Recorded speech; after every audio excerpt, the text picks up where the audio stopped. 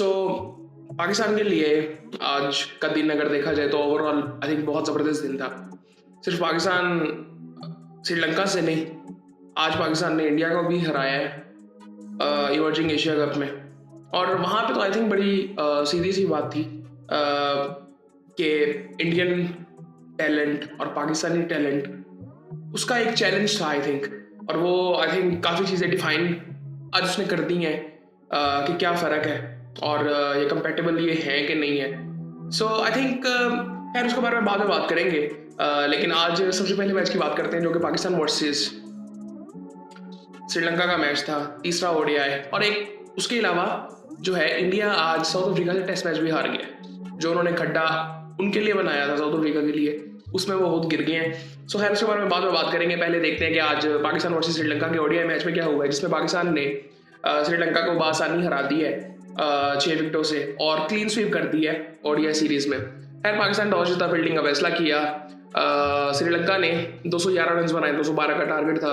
निशंका ने 24 रन बनाए, 29 रन बनाए। मिशारा ने 34 रन बनाए। मैंडिस ने, आज चेंजेस काफ़ी थे, फोर्स चेंजेस थे श्रीलंका में। मौसम चेंज हो रहा है, हम सब जानते हैं, तो थोड़ा सा आई थिंक कोई मसले मसाइल थे। जिसकी वजह से काफ़ी प्लेयर्स उनके भी नहीं खेले और हमारे भी हमने मतलब अपनी मर्जी से इंटेंशनली चेंजेस कुछ किए थे जो कि आई थिंक बड़े पॉजिटिव थे। और आई थिंक यहाँ पे एक चेंज जो हमने आज किया था, हसीबुल्लाह को खिलाया था, उसको आगे भी आई थिंक हमें रेगुलरली कंटिन्यूसली लंबे चांस देने चाहिए।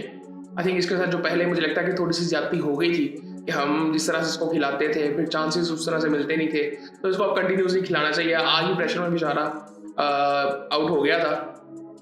खैर कुशल मेंडिस ने भी 34 रन बनाए, समय विक्रम ने 48 रन बनाए। इसने पूरी सीरीज बड़ी जबरदस्त खेली है।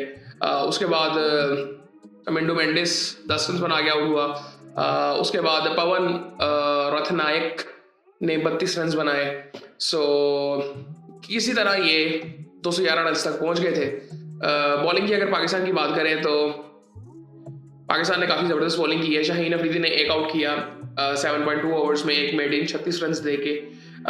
डिसेंट बॉलिंग थी। एंड पे आके विकेट ली। शुरू में तो बिल्कुल आई थिंक ऑर्डिनरी बॉलिंग कर रहे थे शाहीन भी, लेकिन एक आउट उन्होंने किया। फ़हीम अशरफ ने 9 ओवरों में 43 रन से एक आउट किया। हारिस रऊफ ने 9 ओवरों में 38 रन 2 आउट किए। पहले से बेहतर है बॉलिंग पिछले 2 मैचेस से।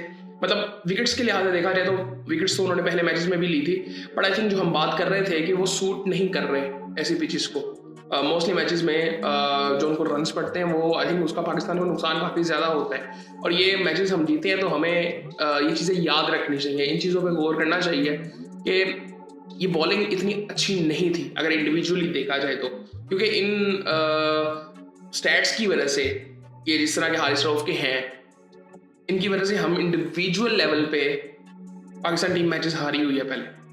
हमें ये चीज़ें देखनी चाहिए। आउट उन्होंने किए हैं वो बहुत अच्छी बात है, लेकिन उनको रन्स भी रोकने हैं। लाइन लेंथ कई दफ़ा समझ ही नहीं मुझे आ रही होती, कि किसी को भी नहीं समझ आ रही होती। आई थिंक जिस लाइन लेंथ पे वो बॉलिंग कर रहे होते हैं वो कंट्रोल नज़र नहीं आता। वो जो पिच से सपोर्ट थोड़ी बहुत मिलती है दूसरी टीम को, ऐसे पिचेस पे उनको मिलती भी नहीं है। पिच में बाउंस ना हो, स्किट ना कर रहा हो, तो कोई आई थिंक कोई इफेक्टिवनेस नज़र ही नहीं आती ऑपोजिशन के लिए। खैर ये चीज़ें हैं। उसके अलावा मोहम्मद वसीम आई थिंक मुझे लगता है कि 2 बॉलर्स हमें अपने साइड पे कर लेने चाहिए कि ये हमारी मेन बॉलर्स हैं। वो मोहम्मद वसीम है और शाहीन अफरीदी, वो तो कप्तान भी हैं। उसके साथ साथ हमें तीसरा बॉलर देख रहे हैं। तीसरा बॉलर कौन हो सकता है? हसन अली हो सकते हैं। अब बहुत बॉलर्स हैं हमारे पास, बहुत बॉलर्स हैं जो कि आई थिंक अभी लाइमलाइट में भी नहीं है। इंजर्ड हुए थे काफ़ी बॉलर्स, वापस नहीं आए अभी तक। हसन अली हैं, हारिस रऊफ हैं, नसीम शाह हैं। ये तीनों आई थिंक मुझे लगता है कि इन तीनों का किसी हद तक एक मसला ही चल रहा है।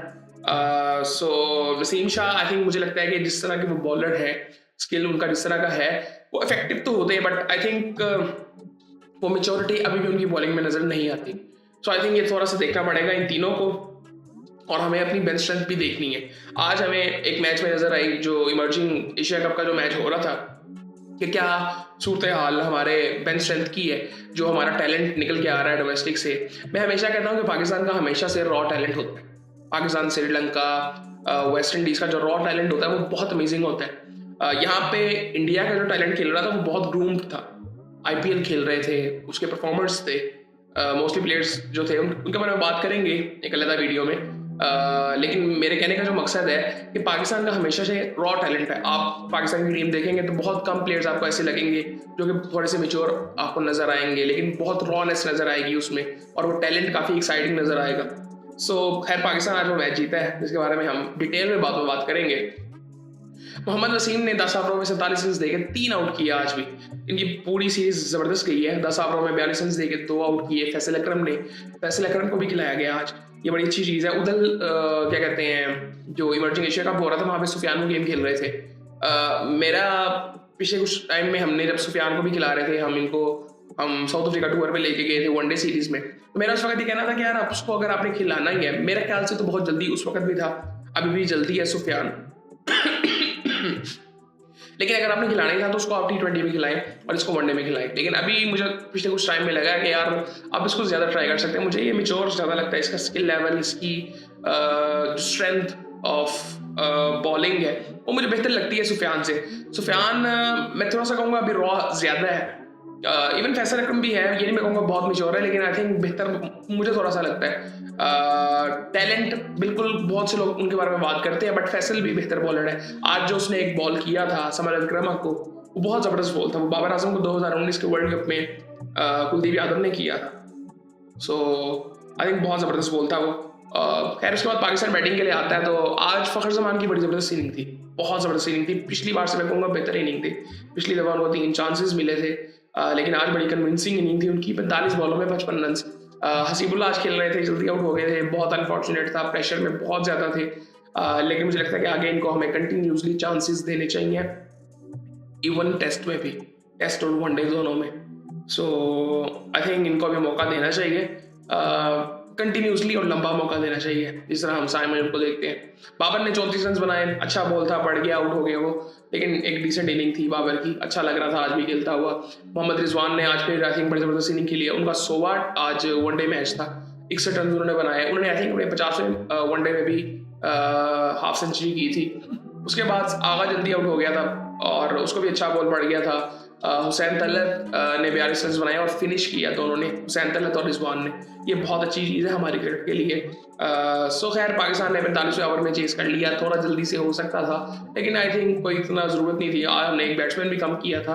वो एक बैट्समैन मैं इस वजह से कह रहा हूँ कि वो इफेक्टिव तो था और वो फॉर्म में भी है, मोहम्मद नवाज।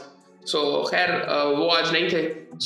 उसके बाद बॉलिंग की अगर थोड़ी सी बात करें तो 3 आउट किए जी।